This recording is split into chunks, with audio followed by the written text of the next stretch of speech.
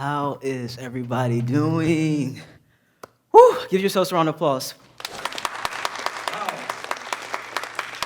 Wow, I'm so happy to. Can I yell? Or I can't yell? Can I yell? Do I have permission to yell? Woo! I'm so happy to be here. Let me stand in the center. It is an honor to be officially on a TEDx stage. I am all the way from Virginia, and I do not take this wonderful opportunity lightly. I am just simply, I feel like, looking at a reflection of who I am as I look out into the audience. How old do you all think I am, first of all?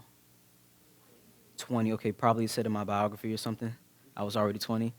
But I just so honored to be here. And it doesn't feel like too long ago that I graduated from high school. I am a rising senior in college, and I started off with very humble beginnings. My mom was a single parent, and I was not raised with a lot of money or did not have a silver spoon in my mouth. And I would always remember being a child and having like this window by my bed and looking up at night and just looking out into the world and looking up at the sky. I actually had like a globe on my nightstand, and I would always just spin it.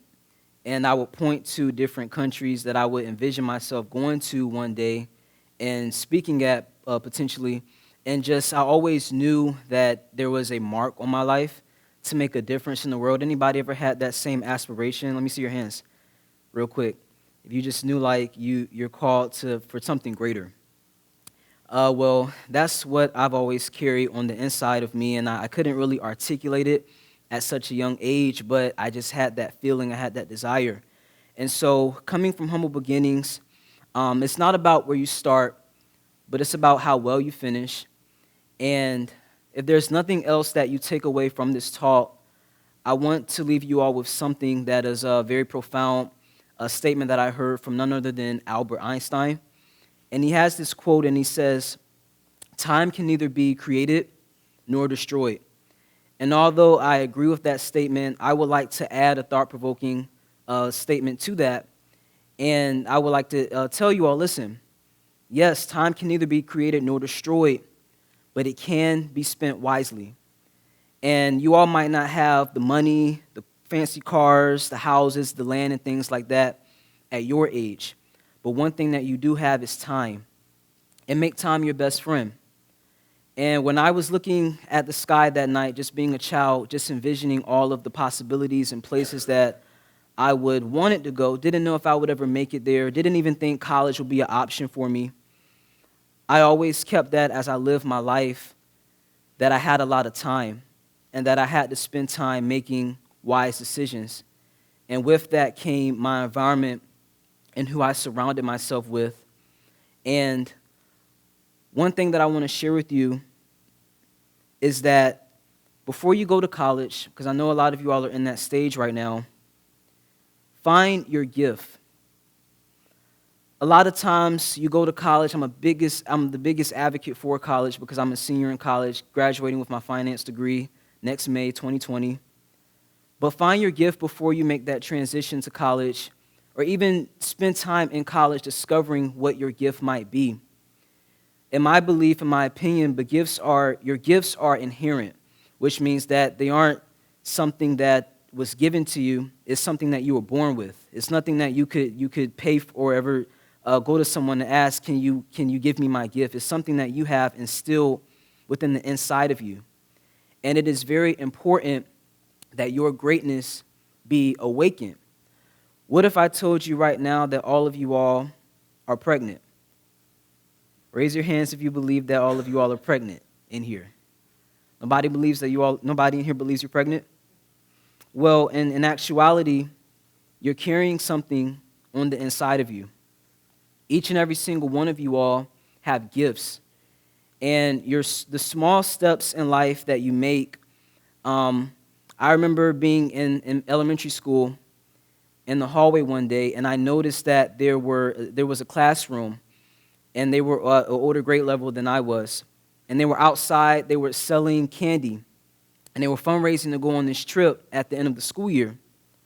And I looked at them, and I looked at me, and I said, wow, all I just saw was students lined up every morning in transactions, and then everybody paying their money or 50 cents or whatever for pickles and lollipops and everything. And I just thought, look at the smiles on their faces. And I knew that the fundraising was going to be over within a week or so. So I went home, I got my mom, I said, Mom, I really want to take advantage of this opportunity, and I'm nothing but 8 years old. I said, can you take me to the store, and I want to buy a big bag of candy. And next week, I want to take it to school, and I think I want to start this business. And so in my mind, I had this whole corporation, like I was just some business owner, CEO of a company or something. And I would take a big bag to school every day, filled with candy, shove it in my backpack, and the following week, I started selling candy to my classmates. And I couldn't understand what that meant at the moment. I didn't know what that was worth. But then when my clients went from my classmates to my teachers, from my classmates to my teachers to my bus driver, from my classmates to my teachers to my bus driver to my family, I realized at that moment that I was on to something. And when I say awaken your greatness, the first thing I think that I had to realize at that moment, well, what exactly does greatness mean? What exactly is it that I'm carrying on the inside of me that I feel is great enough for me to offer into the world? Your greatness is whatever your gift is. So before you go to college, you might want to discover, before you choose your majors and everything like that, what it is that you're good at. Where do you spend a lot of your time? Where do you spend a lot of your energy? Your small steps lead to your purpose. And in the third grade selling candy, I couldn't understand that at that time because it might seem minute, just a regular kid selling candy in his classroom and running a business. But I realized that those small steps led to me making some pretty good decisions in my life. There was another occasion where I wanted to, I guess per se, fit in with the crowd. And I noticed in high school there were other students that seemed to get a lot of attention because they had muscles and they were tall and they played sports. And so I called myself one day, one afternoon, going out and trying out for the track team. And so they had this thing, the coach said, well, we're going to do a suicide. Anybody in here play sports? Let me see your hands. I have about 10 people. Okay. Anybody run track? I'll say, so you all know what suicides are, right? I had no idea what in the world a suicide was, but I remember being lined up with like all of these other guys. And so you know how when you are on the pavement, they have the markings, and everybody's just standing there. So the coach said, okay, I'm going to blow my whistle on the count of 3, and you all are going to run from this side to whatever the finish line was at the end. And he said, okay, on your mark, we had to get in our position or whatever, get set, and I'm going to blow the whistle, and you all are going to go. He said, go. And I remember running with my eyes closed for some reason. I was pretty much the shortest person on the team.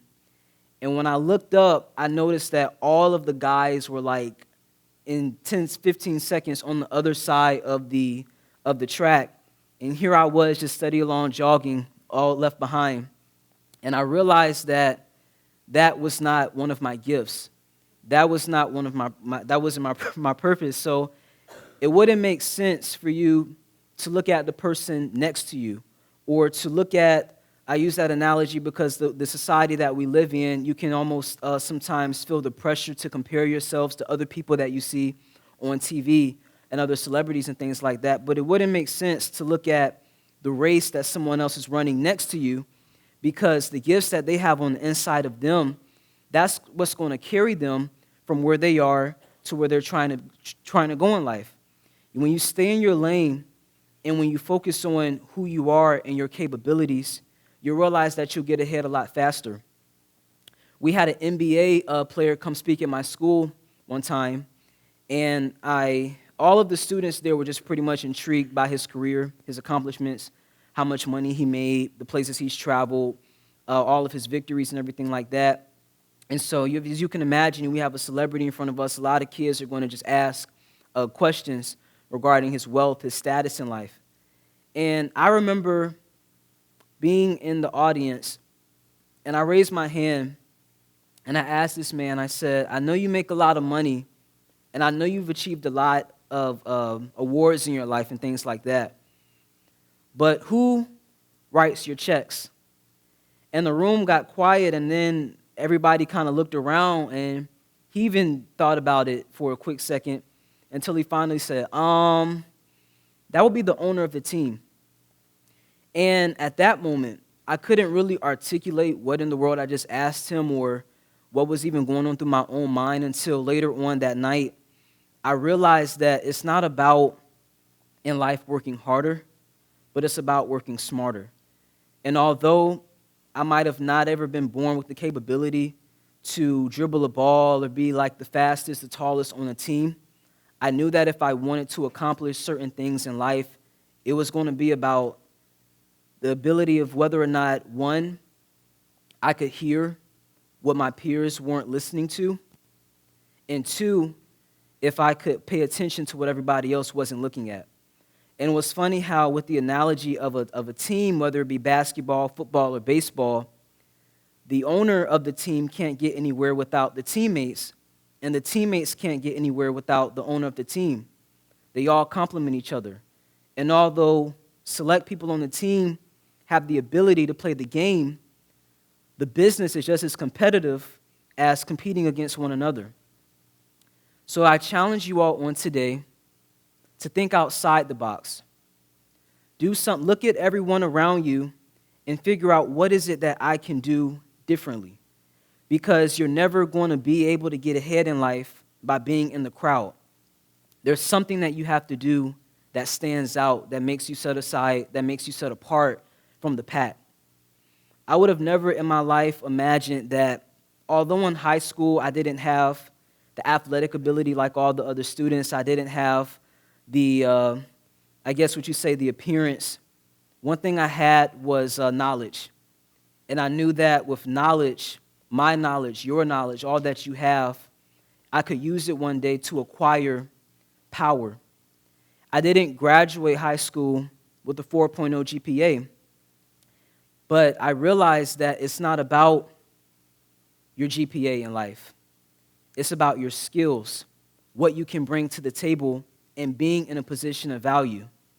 And as I was making that transition from high school to college, it made me think about that time I was in third grade, that time when I went to the store, got that candy, filled it up to the top in that bag, shoved it in my book bag, and while my teacher was teaching in front of the classroom, I was running a business. And in the lunchroom, while everybody else was eating lunch and just chit-chatting, I was going around making transactions and keeping my coins, because I probably charged them more than 50 cents for 2 lollipops, keeping all those coins shoved in a sandwich bag. I want you all to do something for me. One, think outside the box, step outside the box, never fit in. And secondly, I want you all to stand up real quick, because there's no way I can call this Awaken Your Greatness without some motivation, some participation, and this wasn't even scripted.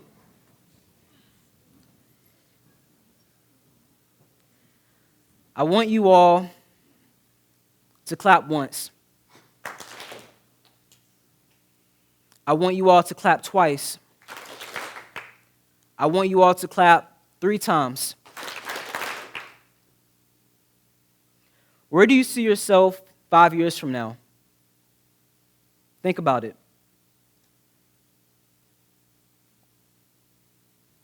Before you all go to college, before you all finish college, before you all even think about what it is, whatever major or degree or whatever you want to accomplish in life, even if you decide not to go to college, where do you see yourself 5 years from now? Your gifts on the inside of you, you have to offer those things to the world. The world is waiting on it, and the world is depending on you. I want you all to clap once. I want you all to clap twice. I want you all to clap 3 times. You all just gave yourself a hand. Because 10 years from now, those gifts on the inside of you that you've just awakened, they're going to come out. You all are going to be in positions of value. You all are going to be in positions of great wealth, great authority, great knowledge. In the world, whatever your sphere of influence is, whatever your circle is, those gifts that you all have right here, they're going to be valuable to the people around you. And that is what is going to enable you to have dominion. So I want you all to clap now for yourselves so you all can get used to it and normalize that feeling. Clap once, clap twice, clap 3 times.